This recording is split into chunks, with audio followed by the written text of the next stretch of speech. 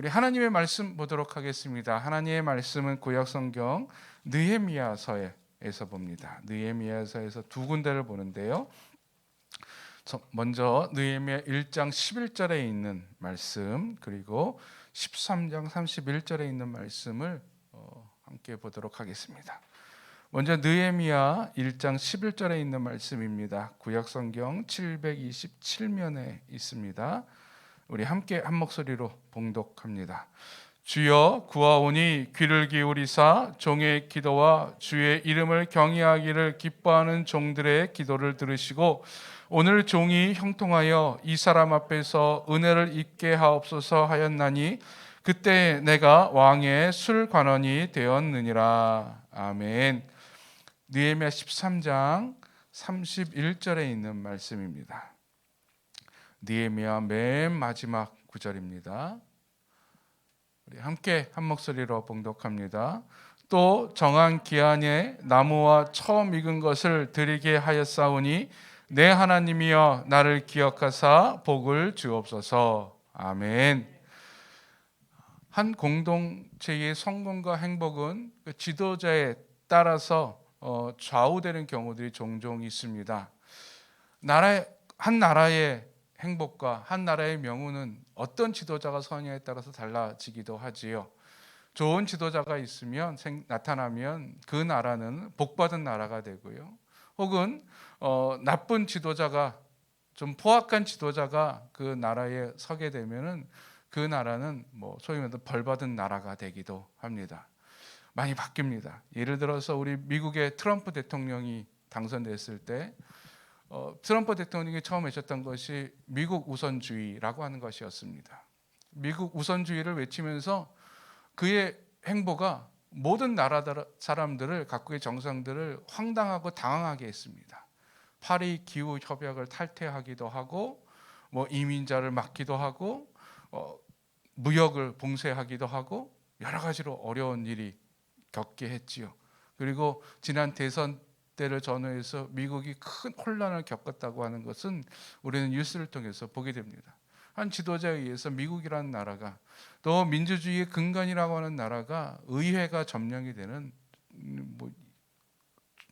사상 최악의 사건을 겪기도 했었습니다. 이것은 단순히 나라의 지도자뿐만이 아닙니다. 회사도 마찬가지입니다. 회사의 지도자, 리더가 누구냐에 따라서 그 회사가 달라집니다. 미국의 애플이라고 하는 회사, 여러분 잘 아실 겁니다. 그 회사에 스티브 잡스라고 하는 초기 운영자가 있었는데요. 이 사람이 애플을 잘 이끌어가다가 퇴사를 했습니다. 퇴사를 하고 난 이후에 사람들은 스티브 잡스가 없어도 애플이 잘 될 거라고 생각했는데 애플은 쇠락의 길을 걷게 됩니다. 결국 애플사는 다시 스티브 잡스를 다시 모셔오지요. 그러자 놀라운 일이 생깁니다. 미래가 없을 것 같은 그 애플사가 바뀝니다. 놀라운 속도로 바뀌고 세계를 선도하는 기업이 됩니다. 지도자가 누구냐에 따라서 그렇게 됩니다. 회사 다니시는 분들은 아실 거예요. 여러분의 사장이, 팀장이 누구냐에 따라서 여러분의 팀의 분위기가 달라집니다. 가정도 그렇죠. 가장이 어떤 가정이냐에 따라서 그 가정의 분위기도 달라집니다. 교회도 마찬가지예요. 리더가 누구냐에 따라서 그 교회의 분위기나 모습이, 또 부흥이 달라지기도 합니다. 예를 들어서 구역이 있으면 그 구역에 구역장을 누구를 세우냐에 따라서 그 구역이 활성화되기도 하고 그 구역이 죽은 구역이 되기도 합니다. 교회에 어떤 목회자가 오느냐에 따라서 그 교회 구성원의 질이 달라지기도 하지요. 교인들은 그저 내가 은혜 받고 또 복된 삶을 살기를 원하는데 교회 지도자에 따라서 그 교인의 신앙의 모습과 질이 많이 달라집니다. 한 교회 매체에 실린 이야기인데요. 인천에 어떤 교회가 있었습니다. 성령 운동하는 목사님을 담임 목회자라던 교회인데 항상 성령 운동과 뜨겁게 기도하던 교회였다고 합니다. 근데 그 교회 목사님이 조금 좀 이상한 목사님이었대요. 그래서 교인들에게 허황된 꿈을 심어줬는데 어떤 꿈을 심어줬느냐? 하나님께서 5조를 헌금하고 10만 평의 땅에다가 교회를 지으라고 명하셨다고. 그래서 여러분 건축 헌금 내라고. 크지도 않은, 또 인천에 별로 좀 낙후된 곳에 있었던 교회였는데 그곳에서 사람들이 어렵게 사는데 뭐 목사님이 5조 헌금 내라고, 그건 복 받을 거라고, 10만 평 땅을 하나님께 바쳐야 된다고 막 닥달을 했대요. 교인들이 뭐 열심히 하나님께 헌금을 했답니다. 근데 놀라운 사실은 그 교회가 이제 이전을 했는데 더 큰 그 좋은 곳으로, 교인들이 헌금 되게 많이 했으니 그 좋은 곳으로 가야 되는데 더 작고 낙후된 곳으로 갔대요. 반대로 죄송한 말씀입니다만 목사님의 사택은, 목사님과 그 자녀들의 사택들은요 어마어마한 곳으로 이사를 했답니다. 교인들이 그것을 보고 그것을 이제 소식을 듣고 실망도 하고 힘들어하기도 하고 그랬다고 해요.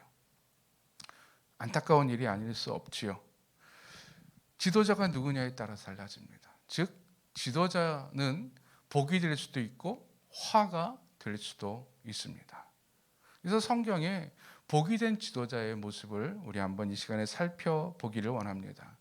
우리 지난 시간에는 야베스를 통해서 자신의 운명과 한계를 극복하여 복이 된 자를 보았고, 이 시간에는 참된 지도자로서 복이 된 자 느헤미야를 함께 보기를 원합니다. 느헤미야는 어떤 사람인가 간단하게 설명을 해드리면요, 느헤미야는 이스라엘이 바빌론에서 멸망이 되고 또 바빌론으로 포로로 끌려간 사람들의 후손으로 예루살렘이 아닌, 이스라엘이 아닌 그 포로지였던 바벨론 지역, 느헤미야 당시에는 페르시아 제국이었습니다. 페르시아에서 태어납니다. 거기서 자라났고요. 이 느헤미야라고 하는 이름의 뜻은 여호와가 위로하신다라고 하는 의미예요. 이름은 참 좋습니다. 느헤미야, 여호와가 위로하신다.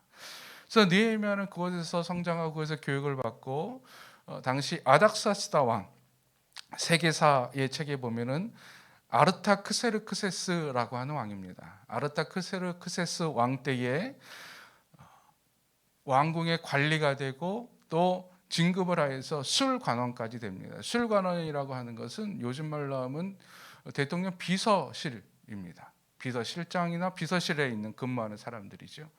이제 그 높은 곳까지 올라가고 마침내 예루살렘 총독으로 발령을 받게 됩니다. 그래서 그는 예루살렘에 가서 예루살렘 성벽, 무너진 성벽을 재건하고 종교 개혁을 통해서 다시 이스라엘을 예전의 이스라엘로 회복시키는 놀라운 지도자의 역할을 감당하지요.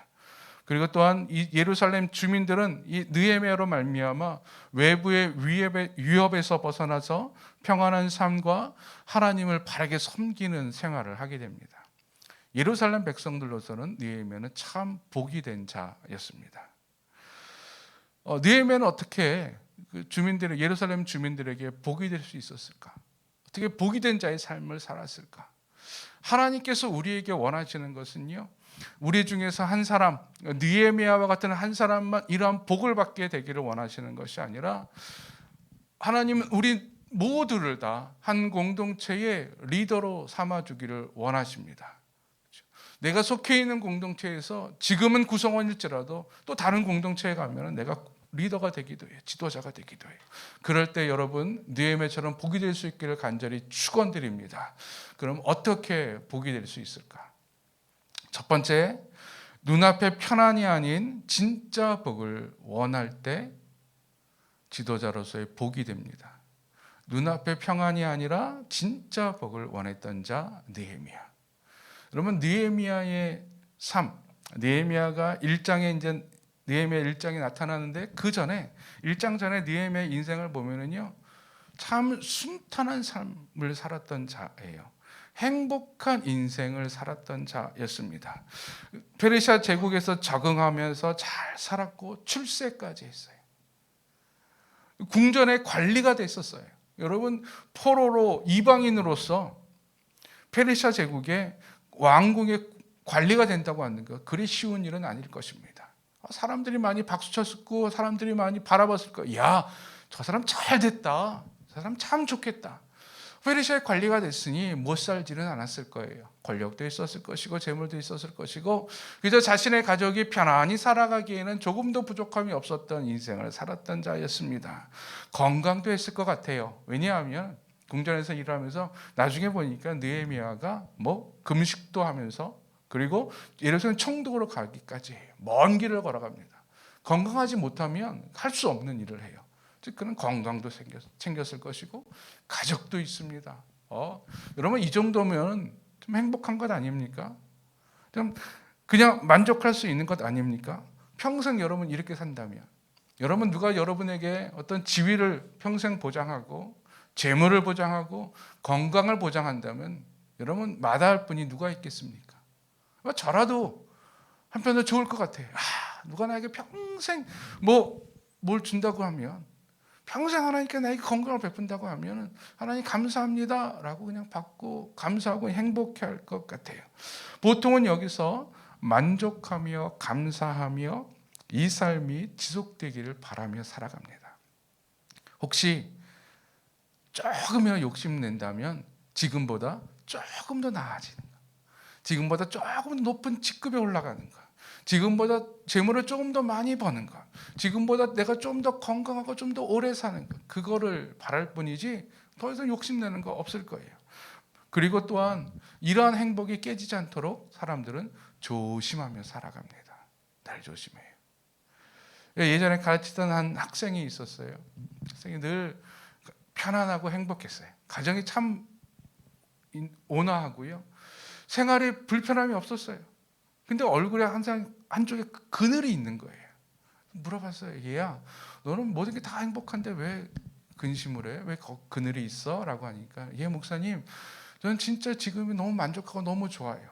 부모님도 잘해주고 형제도 우애각 있고 공부도 원하는 대로 좀 하고 있고 다 좋아요. 근데 이게 깨질 것 같아요. 이게 언젠가는 이게 지속되지 않고 하니까 무너질 것 같아서 두려워요. 걱정이 있어요 라고 이야기하더라고요. 사람들은 다 그래요. 그저 지금에 만족하며 살아요. 그래서 깨지지 않도록 조심조심하면서 살아갑니다. 이게 지금의 편안이에요. 눈앞의 평안이에요. 근데 느헤미야에게는 이게 다가 아니었습니다. 사람들이 보기에는 그게 다였던 것 같은데 느헤미야는 그게 다가 아니었어요. 어느 날 느헤미야의 동생이 친구들과 함께 예루살렘을 여행하고 돌아옵니다. 느헤미야가 물어봐요. 야, 우리 고향 예루살렘은 어떻디? 라고 물어보니 그 동생이 말합니다. 아이고 형 말도 마.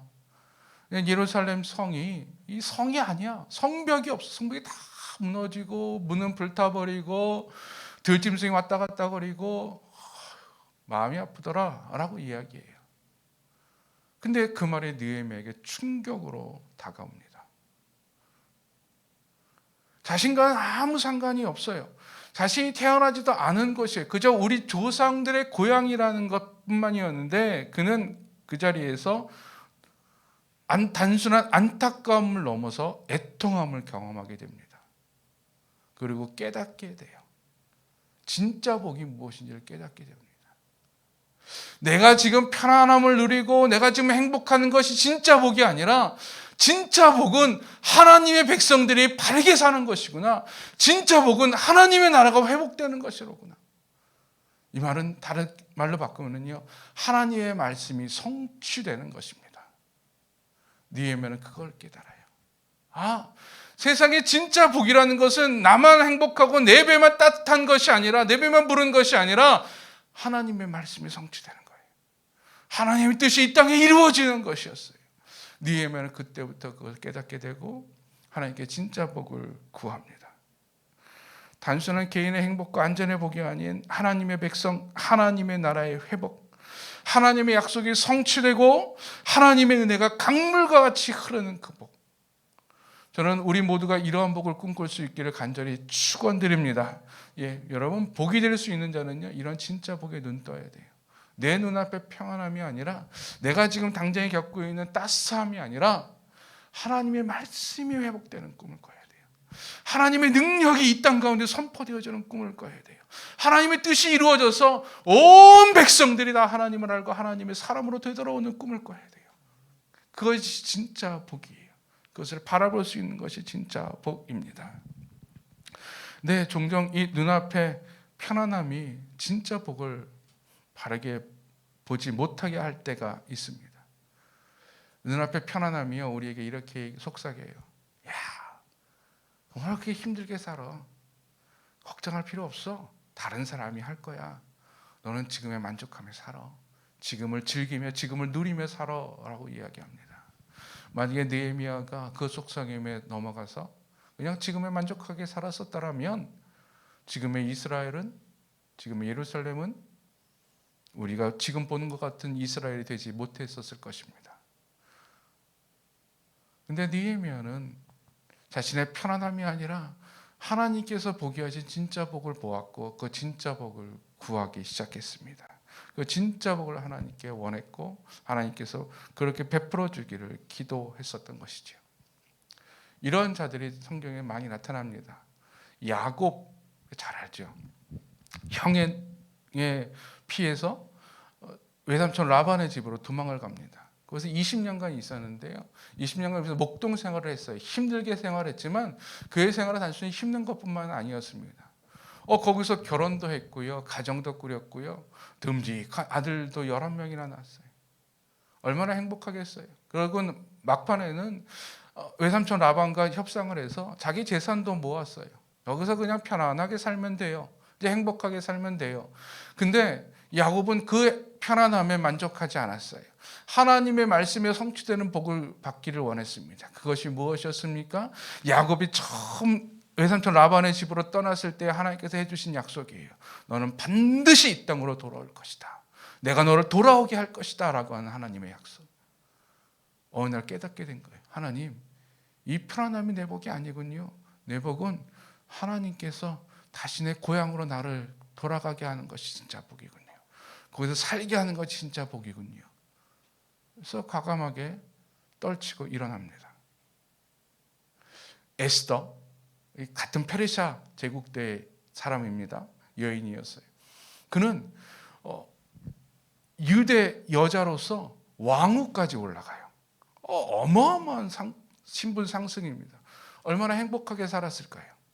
얼마나 분에 넘치는 삶을 살았을 거예요. 진짜 사람들 보면서 야, 저 집안은 진짜 복 받았어 라고 이야기했었을 거예요. 근데 어느 날 이렇게 편안하게 살고 있는데 모르게 외삼촌이 다가옵니다. 그래서 말을 합니다. 지금 우리 민족이 다 죽게 생겼는데 네가 왕후가 된 것이 이때를 위함이 아닌 줄 누가 알겠느냐. 그 말에 에스더가 자신의 진짜 복을 깨닫게 돼요. 하나님, 내 진짜 복은 내가 왕으로서 내가 편안하게 살아가는 것이 아니라 지금 죽음의 위기에 있는 이스라엘을 구원해내는 구원자의 삶을 살아가는 것이군요. 이게 내게 맡겨진 사명이요 내 복이군요 라고 하면서 내가 죽으면 죽으리이다 라고 하는 심정으로 왕 앞에 나아갑니다. 그리고 결국 이스라엘을 구하죠. 제가 알고 있는 어떤 선교사님이 계세요. 말씀도 좋았고요. 한국에서 부목사까지 하고 선교사로 나가셨는데 중형교회 부목사로서 아주 탄탄한 입지를 구했고 공부도 잘했고 또 성경을 그렇게 참 잘 공부를 하세요. 좀 잘 가르치세요. 가르치는 은사가 있어요. 그래서 많은 사람들이 그분의 재능을 탐내기도 했었고 많은 분들이 저분은 좋은 교회 담임 목사로 갈 것이야 라고 생각을 했어요. 근데 어느 날 갑자기 그분이 교회 사표를 내고 선교사로 가겠다는 거예요. 주변에서 뜯어 말렸죠. 왜 그러냐 가지 마라. 여기 좀 있으면 좋은 담임 목사로 당신이 원하는 목회할 수 있을 텐데 왜 구태여 선교사로 가려고 그러느냐. 그때 그 선교사님이 하신 말씀이 있어요. 내가 진짜 원하는 것은 단순히 어느 교회의 중형교회의 담임 목회자가 되는 것이 아니라 하나님의 말씀을 갈급해하는 사람들에게 하나님의 말씀을 전하고 가르치고 복음을 선포하는 일입니다. 저는 그 일 때문에 부르심을 받았고 그 일을 하나님께서 나에게 원하셨고 그 일을 이루게 나아갑니다. 그래서 선교사로 나갔어요. 여러분, 내 눈앞에 있는 평안이 아니라 하나님께서 원하시는 진짜 복을 볼 수 있기를 간절히 축원드립니다. 그 복을 보세요. 그 복을 원하세요. 그럴 때 복이 되는 자가 될 수 있습니다. 두 번째, 느헤미야는 복으로 살기로 도전했던 자였습니다. 이제 내가 진짜 복을 받으니 그 진짜 복으로 살기로 도전해야 됩니다. 근데 이 진짜 복으로 살기에 넘어야 될 수많은 장애물이 그 앞에 있었습니다. 첫 번째는 두려움이었습니다.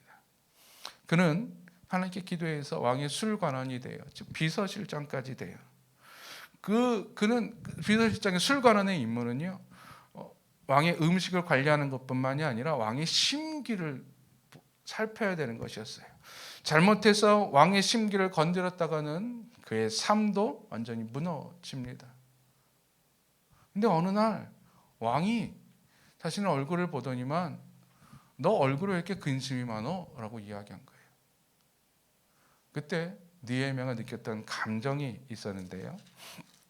느헤미야 2장에 보면 이렇게 말합니다. 왕이 내게 이르시되 내가 병이 없거든 어찌하여 얼굴에 수심이 있느냐? 이는 필연 내 마음에 근심이 있음이로다 하더라. 그때에 내가 크게 두려워하여. 두려움이었어요. 마음이 두려웠어요. 왕에게 내가 잘못 보이면 나는 아무것도 할 수가 없어요. 왕에게 자신의 계획을 말했다가 잘못되면 아무것도 아닙니다. 말하기가 두렵지요. 선뜻 나서기가 두렵습니다. 그래서 한 걸음 뒤에 빠질 수가 있어요. 여러분, 이런 두려움이 도전을 방해합니다. 또한 우리에게는 현실적인 장벽도 있습니다. 느헤미야가 이제 예루살렘 총독을 해서 예루살렘으로 갔어요. 하나님의 뜻을 이루기 위해서. 복이 되는 삶을 살기 위해서 딱 갔는데 이게 웬일입니까? 예상외로 더 나쁜 거예요. 성벽은 완전히 다 무너져 있고 성문은 불타 없어졌고 그냥 성이란 예루살렘 성인데 사는 사람도 별로 없고 그냥 들짐승의 놀이터가 되고 사람들이 쉽게 도둑들이 찾아와서 약탈해 가고 이건 아무것도 아니에요. 성이란 이름만 있지 성이 아니었습니다. 이거를 재건하려면 많이 어려움이 있어요. 전문가도 없어요. 성벽을 만들 전문가도 없어요. 도와줄 사람들도 별로 없어요. 자신은 여기 원주민이 아니었기 때문에 협력할 사람들도 별로 없었습니다. 또한 오히려 더 심각하게 주변에 있던 사람들이 원래 있던 사람들이 느헤미야를 공격하기 시작했습니다. 비난하고 조롱하기까지 해요. 사람들이 걱정과 근심의 이야기를 하기 시작합니다. 현실적으로 넘어야 될 장벽들이 너무나 많아요. 만만하지가 않아요. 아예 그냥 안 하고 그냥 편안하게 살면 되는데 이제 다른 사람들처럼 그냥 보통의 길을 걸어가면 되는데 이 현실적인 큰 장벽이 있어요. 여러분, 우리가 하나님의 꿈을 이루기 위해서 나아가는데 쉽게 됩니까? 아니죠. 두려움이야 그렇다 치더라도 현실적인 어려움이 있어요. 현실적으로 너무 막막해요. 어떻게 할 바를 알지 못해요. 아까 처음에 말씀드렸던 그 선교사님, 선교사로 가기로 작정을 했어요. 근데 우리 교단에서는 선교사로 그냥 혼자 나가지 못합니다. 주 파송 교회가 있어야 돼요. 교회에서 선교사를 정해서 그 선교사가 파송돼야지만 선교사 그 지역으로 갈 수 있고 또 그 지역에서 선교사의 지위를 얻을 수가 있어요. 선교사로 가겠다고 하면 원래 선교했던 교회에서 파송해 준다든지 잘 알던 교회에서 파송해 줄 줄 알았어요. 어디 가면 다 길이 될 줄 알았대요. 근데 막상 선교사로 간다 그러니 교회에서 갑자기 후원을 딱 끊더래요. 당신하고 우리는 더 이상 관계 없습니다라고 딱 선을 긋더래요. 주변에 아는 교회를 찾아갔는데 어떤 교회도 우리가 파송해 주겠다고 말을 하지 않았어요. 왜? 그때 한국이 좀 힘든 시기였거든요. IMF 지나서 얼마 지나지 않은 때였어요. 교회들이 선교사를 다 줄이고 있었을 때 선교사로 가겠다고 하니 어느 교회가 선뜻 보내주겠습니까? 다 줄이고 있는데 여러분, 현실적인 장벽 앞에서 어떻게 하겠습니까? 또 자녀 중에 한 아이는 약간 장애를 갖고 있었어요. 해외 나가 살기는 참 쉽지 않은 상황이었습니다. 현실적 장벽이 너무나 컸지요. 우리에게 이런 장벽들이 있어요. 어려움이 있어요. 또한 단순히 또 현실의 장벽뿐만이 아니라 이 반발, 또 실패의 경험이 우리를 발목 잡기도 합니다. 느헤미야가 이제는 총독에 대해서 예루살렘 사람들과 함께 이제 우리 하나님의 말씀대로 살아갑시다, 율법대로 살아갑시다라고 작정했을 때에 그곳에 있는 모든 사람들이 아멘 좋습니다 하고 다 호응하지 않았어요. 어떤 사람들은 뒤에서 반발하기도 하고 싫어하기도 하고 거부하기도 하고 그랬어요. 또 느헤미야가 보는 앞에서는 다 했는데요. 재밌는 사실은 느헤미야가 잠깐 이제 페르시아로 돌아갔던 적이 있어요. 딱 돌아가니까 다시 옛날로 다시 다 돌아간 거예요. 안식일 시키는 거는 개판이고요. 다른 짓 하기도 하고요. 11조 하나님의 성전을 11조를 내야 돼. 11조도 안 내서 성전에서 봉사하던 레위인들이 제사장들이 다시 다 돌아와 보니까 다시 다 망가져 있었어요. 실패한 거죠. 여러분 그런 생각이 들 때, 그런 상황일 때 어떻게 하시겠습니까? 그냥 다시 원상복귀된 거예요. 아무것도 없어요. 내 손에 쥔 건 아무것도 다시 다 사라져 버리고 없어요. 모래성 같은 상황이었죠. 그 장애물 앞에서 느헤미야는 포기하지 않고 다시 도전합니다. 여러분 복이 되기 위해서 우리 앞에 있는 장애물을 두려워하지 않기를 간절히 축원드립니다. 많이 어떤 어려움이 있다 할지라도 어떤 극한의 공포가 있다 할지라도 복이 되기 위해서 넘어야 되는 것이라면, 하나님의 일을 하기 위해서 넘어야 되는 것이라면 담대히 넘을 수 있기를 간절히 축원드립니다. 그럼 어떻게 넘습니까? 느헤미야가 했던 일이 있어요. 그는 복을 구했습니다.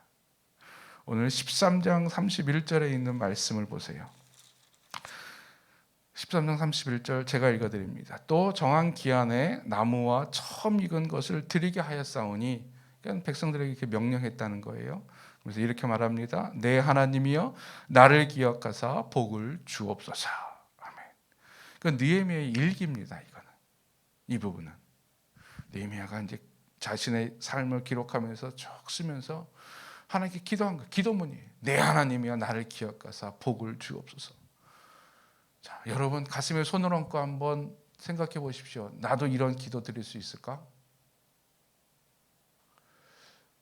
뻔뻔하기도 하고요. 어떤 편에서는 느헤미야 참 뻔뻔해요. 그렇죠? 하나님 나를 기억하사 내게 복을 주옵소서라고 하는 뻔뻔하기도 하고, 또 어떤 면에서는 전 민망하기도 하고, 나는 저렇게 구하기 힘들 거야. 나는 참 느헤미야처럼 살지 못하니 저렇게 구할 수 없어라고 생각하기도 할 것입니다. 근데 여러분 느헤미야가 진짜 복을 원하고 진짜 복을 이루기 위해서 자기 힘을 뛰어넘을 수 있는 힘은 바로 이것이었어요. 복을 구했던 겁니다. 저는 여러분이 복을 구하기를 간절히 축원드립니다. 이것이 무슨 의미냐? 느헤미야에게는 사람들의 격려, 사람들의 동료, 사람들이 으쌰으쌰 해주는 응원 같은 것이 힘이 아니라 느헤미야 자신에게 힘이 되는 것은 하나님의 복이었어요. 오직 하나님의 복을 바라보고 하나님이 나에게 복 주실 것이야, 하나님이 나와 함께 해주실 것이야 라고 하는 사실, 그 확신 하나만으로 한 걸음 한 걸음 나아갔던 거예요. 장애물을 극복했었던 것이지요. 그는 절망과 고난 속에서도 하나님의 복을 신뢰했기에 다른 길로 가지 않았던 것입니다. 오직 하나님만이 나에게 복을 주실 수 있는 분입니다. 오직 하나님만이 나에게 복 주시는 분입니다 라고 하는 신념으로 그 길을 걸어갈 수 있었던 거예요. 또한 하나님께 복을 달라라고 하는 것은 나는 하나님의 복 받을 자로 살아갑니다 라고 하는 결단이기도 합니다. 현실의 장벽을 극복하는 것 다른 거 아니에요. 하나님의 복 받을 자로 살아가는 거예요. 그렇죠, 여러분? 하나님 나에게 복 주시옵소서, 나를 기억하사 내게 복을 주옵소서라고 말하는 사람이, 기도하는 사람이 하나님의 뜻을 벗어나 살아갈 수 있겠습니까? 엉터리로 살아가면서 제멋대로 살아가면서 하나님 나에게 복 주세요라고 말할 수 있겠습니까? 얼굴에 첫판 깐 사람이면 그렇게 할 수 있겠지요. 그러나 느헤미야의 성품으로서는 도저히 그렇게 할 수 없었던 거예요. 내가 이렇게 복을 구한다고 하는 것은 결단이에요. 나 하나님의 뜻대로 살아가겠습니다.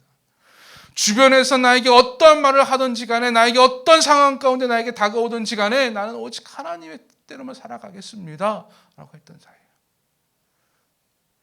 그 선교사님이요, 파송하는 주는 교회가 없었어요. 그래도 그냥 선교 훈련 받고 열심히 선교사를 준비하고 저희가 갈 수 있는 선교지가 어딘지 알아보고 하나님께 주시는 그 나라가 어딘지를 생각하고 고민하고 연구를 했어요. 그래도 아무것도 없어요.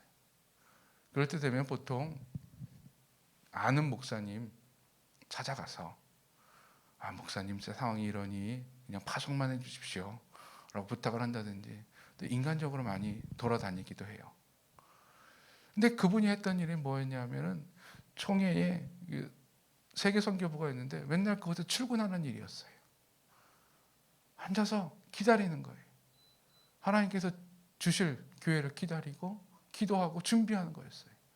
그래서 총회 사무국에 있는 사람이 이야기했대. 목사님 여기서 이러고 있지 말고 어디 좀 아는 데 좀 찾아가 보시라고. 여기 있는다고 뭐 떡이 나오냐고. 여기 있는다고 누가 파송해 주겠냐고. 그랬어. 그래서 그 선교사님은 아무것도 아닙니다. 저는 여기서 기도하고 준비할 겁니다. 그러다가요. 진짜로 제가 예전에 선교했던 교회에서 선교사를 찾는데 총회 선교도 물어보니까는 이 총회 선교부에 담당하는 목사님이 좋은 선교사님 하나 있다고. 매일 나와서 기도하고 준비하는 선교사님이 있다고. 진짜 내가 보니까 신실하시더라고. 그 선교사님 데려가라고.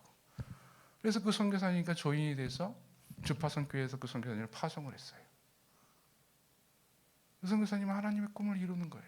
진짜 복으로 살아가는 거예요. 그 선교사님이 간 그 나라 복인 줄로 믿습니다. 진짜 복이었어요. 진짜 행복하고 많은 사람들이 회심하고 하나님을 알게 되었어요. 여러분, 복으로 살아갈 수 있기를 간절히 축원드립니다. 하나님이 나에게 복 주시는 분이에요. 그럼 복의 길로 걸어가세요.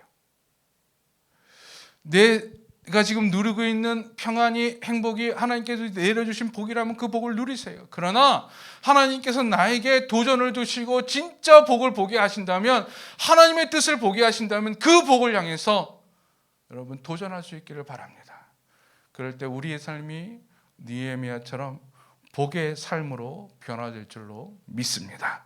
우리 함께 기도 찬양하며 나아갑니다. 아무것도 두려워 말라, 주 나의 하나님이 지켜주시네. 하나님의 복된 삶을 살아가려고 할 때에 우리 앞에 두려움이 있어요. 큰 장벽이 있습니다.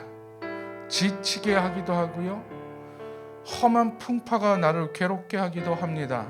그러나 여러분, 느헤미야를 기억하십시오.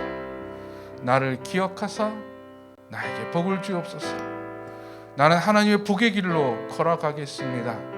하나님의 그 복을 의지하며 나아가겠습니다. 그럴 때 우리 하나님이 우리의 산성 되어 주시고 요새 되어 주시고 소망 되어 주시고 힘이 되어 주실 줄로 믿습니다. 우리 함께 찬양하며 나아갑니다.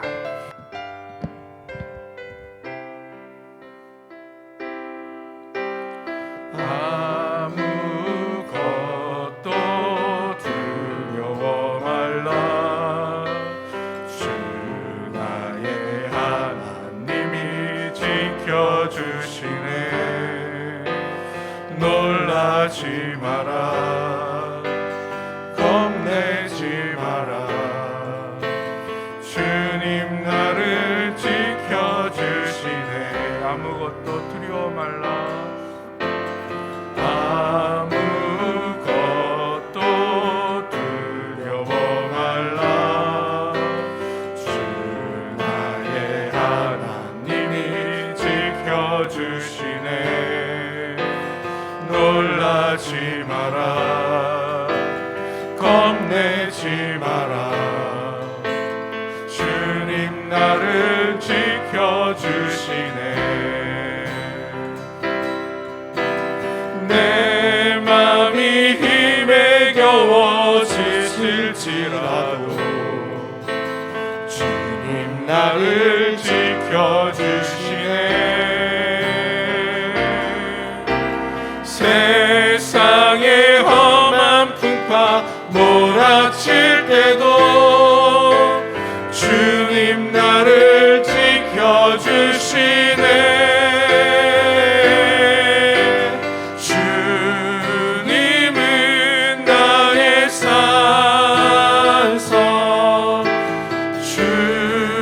주님은 나의 요새, 주님은 나의 소망, 나의 힘이 되신 여호와. 주님은 나의 산성, 주님은 나의 산성, 주님은 나의 요새, 주님은 나의 소망,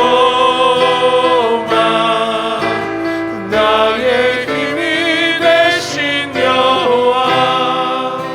우리 이 시간 함께 기도에 나아갈 때에 하나님, 내가 느헤미야 같이 복이 되는 자가 되게 하여 주시옵소서. 복으로 살아가는 자 되게 하여 주옵소서. 내가 속한 공동체가 나로 말미암아 복을 받게 하여 주시옵소서. 내 가정이 나로 말미암아, 내 교회가 나로 말미암아, 우리의 일터가 나로 말미암아, 이 나라가 나로 말미암아 복을 받게 하여 주시옵소서. 내 삶의 평안이 아니라 진짜 하나님의 복을 바라보고 그 복을 구하며 그 복을 이루기 위해 나아가는 자 되게 하여 주시옵소서. 우리 함께 기도하며 나아갑니다.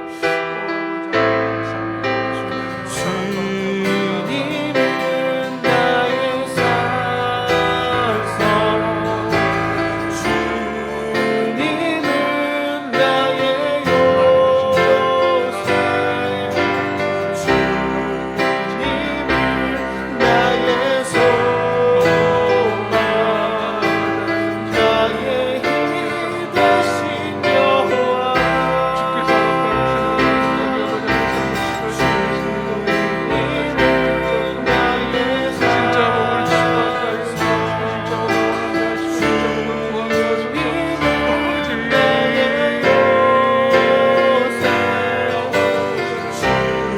주님은 나의 소망, 나의 힘이 되신 여호와. 하나님, 우리가 느헤미야처럼 복을 구하는 자로 살아가게 하여 주옵소서. 하나님의 진짜 복을 보고 진짜 복을 원하고 진짜 복을 이루기 위해 한 걸음 한 걸음 도전하며 나아가게 하시고 복을 따르는 인생들 되게 하여 주시옵소서. 그래서 우리가 속한 가정이, 공동체가, 우리 교회가, 이 민족이 복받게 하여 주시옵소서.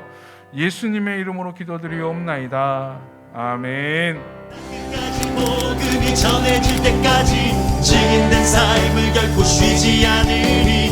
땅 끝까지 복음이 전해질 때까지